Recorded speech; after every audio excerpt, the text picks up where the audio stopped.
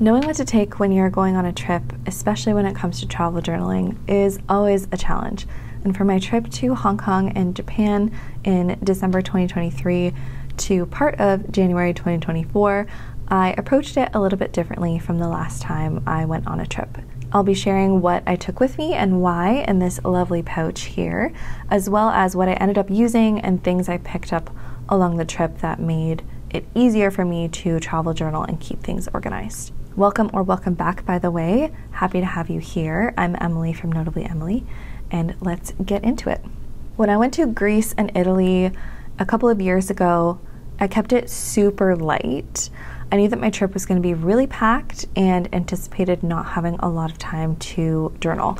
And I ended up just taking my travel journal itself and a couple of pens. I didn't even take a pouch, but I did buy this one in Greece during my trip. That was the one souvenir I was actually looking for, was a really cool pouch that I knew I would use for lots of journaling stuff. And this is the one I picked up. My approach then, and you can see it more in my How to Start a Travel Journal video, was to just write down highlights of my travel days, and then when I got home, I used the notes to compare and complete these pages. So at the back I had just short form notes for what we did every day and the places we went because we were on a cruise. And then when I got home, I was able to reference those notes and make a spread per day to show where we were and what we did. And this really helps me remember the trip because I interact with the photos and the pages so much and look back on it so much that the memories of the trip are always there and easy to remember. This time around, to go to Japan and Hong Kong, I knew I would have a little bit more time for writing since we would be on bullet trains and having more time in the evenings as well, whereas the cruise was a little bit more jam-packed. In Hong Kong, I also knew that we had a more relaxed itinerary, so I was planning to go to some cafes while we were there and be able to write and relax a bit. I also know that since we were going to Japan, I would likely pick up journaling supplies while we were there anyway as souvenirs, and I definitely did. You can see a little bit of hints of them around on my desk here. And I knew I'd be picking those things up, so I didn't really bring any decorative elements with me. Plus, I didn't know how much time I would really have to decorate per se, but I knew that I was going to make time for writing. So I decided to take a few more things with me on this trip than I did on my Greece trip when I was travel journaling in this. So I kept it super light. I brought this pen pouch, which was a great help. I brought this travel journal as well. I also brought my A6 journal that I ended up filling up completely by the beginning of this year, and a big part of filling this up was the trip. I also brought a little pen case. I bought this when I was in Montreal on my Leuchtturm 1917 brand trip at Notably, which is a small stationery store, and this is a German-made, handmade leather pouch. It's just beautiful. I ended up bringing a Leuchtturm 1917 gel pen. This is just a black gel pen. I wanted to have something that was reliable and just plain black in case I needed it. I also brought a pencil. This is also from Leuchtturm 1917, and it's the De Griffel number 2. This is the De Griffel number 1 gel pen and pencil. And then I brought one of the Sarasa Clip 0.5 marbled gel pens. A lot of people haven't seen these before, but I love them. I brought this because this is the closest you can get to sort of a fountain pen-like experience in terms of marbling colors and changing shades without actually it being a fountain pen. I didn't want to worry about my fountain pens and bringing them with me. I've traveled with them before and I found that I was more anxious than enjoying them, so I thought this would be a really great alternative. As you can see, I've almost used it up. This is my second or third one, and of course while I was in Japan I picked up another full set. I used these two the most, the pink to purple and the purple to blue, but I only brought this one with me and I picked up those later. I brought my A6 journal with me because I wanted something that I could just scribble in, that I didn't have to worry about it being perfect, and I had been using this as sort of a catch-all, carry-all journal for a little while, and it just made sense for me to bring it. Because I had more time to actually write versus when I was on the cruise, and all I really had time for while I was there was making short form content, I wanted to make sure I would have enough pages and an area where I could write as much as I want. That's because in this journal, I'm intending to actually finish it by filling it in with the Japan and Hong Kong trip, but there's only so many pages left. Because I used a couple of these back pages for notes, I started using these pages for short form notes, but I realized after, when I counted out the pages, that I would run out of pages if I did a similar approach if I kept these. So I decided to, instead of using this journal, I decided to just switch mostly to this one. All of this stuff fit very nicely in this pouch. It was always in my backpack with me, so whenever we were traveling or somewhere, it was easy to pull it out, and I didn't lose sight of anything because it all just fit really nicely together.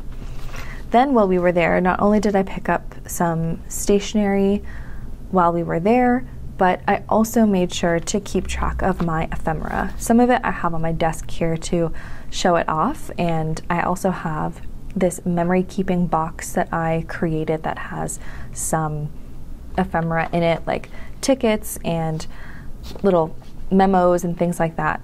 But I did also, while I was there, make sure to keep everything pretty organized. So I bought this accordion folder at Daiso, and this was actually a recommendation from one of you guys, one of my subscribers, in my How to Start a Travel Journal video. And that person mentioned using an accordion folder and putting ephemera in from each day to keep it organized, and also make sure it's not falling out everywhere and getting crushed or anything like that. So this ended up being a really great companion, and it wouldn't really fit in here. It would get a little bit too thick. Once everything is in it, it was too thick. But this is another great place for me to keep things organized and make sure that I wasn't losing anything. Besides that, I want to talk about what I actually used. So like I said, I ended up using this pretty much entirely, and I was writing out so many things about what I wanted to talk about, what I thought was important when it came to the trip, everything that we did, and you can see that I pretty much used the Sarasa gel pen mostly. I just love that it marbles and it is pink and purple, but I didn't have to worry about it being a fountain pen. So I filled up quite a few pages in this little book, and I can still go back and read about them. I was also, like I always do, I always end up thinking about ideas for YouTube and things I want to talk about. So I was also planning out what I wanted to talk about and video ideas and things like that. So this was a really great addition, and I used it quite a bit. And like I said, I did use the gel pen a little bit, the black one. It's just really nice to have a dependable black pen just in case you need it. We were using it for other things as well. We were on the trip to write things down, etc., because pink and purple doesn't always show up super well. But this was definitely my workhorse, and I enjoyed using it a lot. I brought the pencil just in case, and I ended up not really using it, which is okay. It's better to have it and not use it. I'm not a huge pencil person per se. I usually reach for a pen, but there's always a good chance that you might need a pencil at some point, even just to mark things down. So I made sure to bring it, even if I didn't use it. The pouch, of course, I used. I think that goes without saying.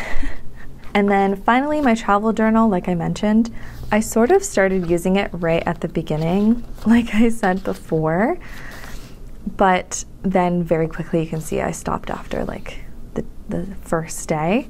And then I carried this around with me for the next like 3 weeks. We were there for 20 days, I think. So that made me a little bit nervous, considering this is sort of an irreplaceable archive of my previous travels that I spent a lot of time and effort in and love very much. So to travel around with me when I wasn't using it was a little bit nerve-wracking. It just basically never left the pouch. I would use these two together, but I really wouldn't use this one at all. So I think next time what I'll do is probably not take this. I mean, it'll be full by the time I actually fill it in with Japan and Hong Kong, so that's fine. But if I choose another travel journal, which eventually I will, I likely won't take the very decorative, beautiful pages with me, and instead I'll probably do something similar with taking either this size or the passport size TN that I bought when I was in Japan at the Traveler's Factory store, and take that as my daily carry and something where I can just write down whatever I want and not have to worry about pages or decoration or anything like that. My approach tends to be very get everything down while you're there, take photos, and then when I get home I can print out the photos and I can put them in.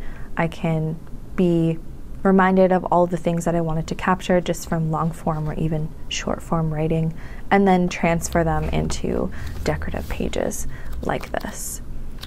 I didn't do much decoration or collaging also because I was using this little one. It would take up so much space, but I did use a couple of washi tapes that I picked up at a temple gift shop. Actually, they had washi tape everywhere in Japan.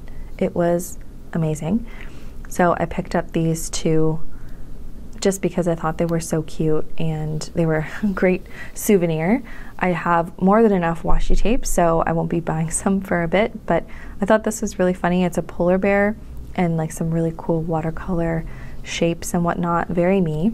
And the color palette as well, being more cool toned, was very on brand.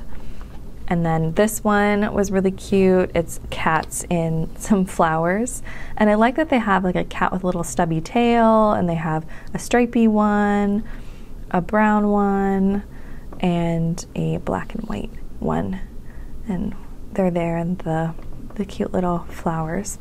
So I ended up opening those up and a couple of other little things like some sticker flakes that I had, and using them because they weren't going to be super messy or take up a ton of space, but otherwise I didn't really do much decorating. I also used the washi tapes I just showed you to make my own washi tape bookmark. I literally just took a strip of washi tape and then stuck it to the other type of washi tape, so both sticky sides were stuck to each other. And then I did a messy job of just folding it over, but it ended up being the perfect size for this journal, and then I could just put in my bookmark when I wanted to use it, and it was perfect. I also made my own little sticky tabs too, because I had a bunch of to-dos that I wanted to get to when I went home, and I wanted to be able to find that page. So I made sure to make my own little sticky tab.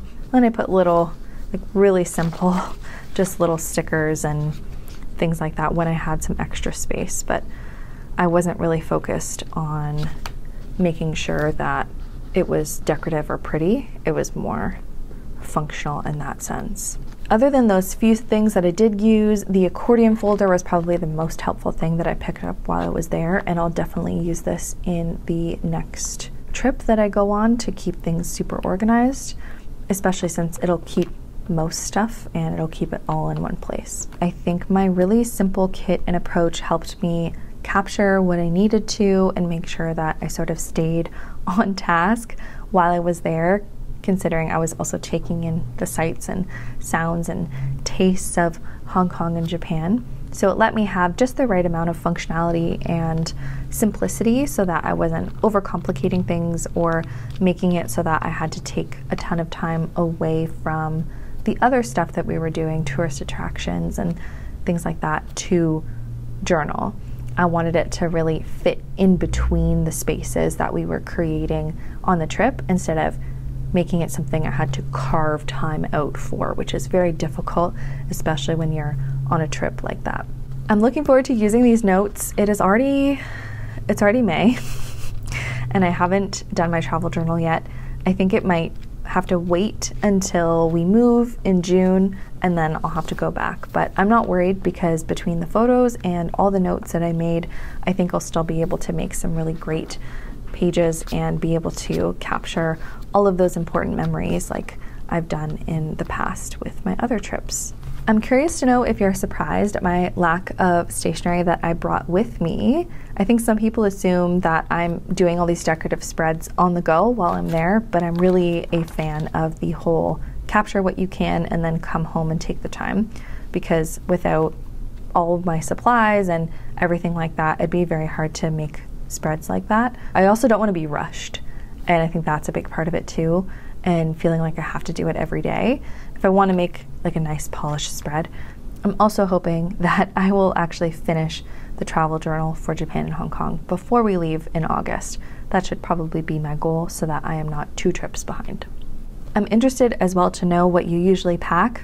Last time when I talked about my travel journal, I got some great ideas like the accordion folder, so I'm always open to suggestions and ideas. In my next videos, when I do get to actually filling in these pages, I will definitely make some videos about that, so you can see my process more and the pages as they turn out, and also get some inspiration if you want to try them. Until then, I hope you enjoy all of my new videos that are coming out and my previous videos. Check out the other ones about travel journaling if you'd like more tips and tricks and how to start. Highly recommend. Otherwise, I will see you in another video. Bye!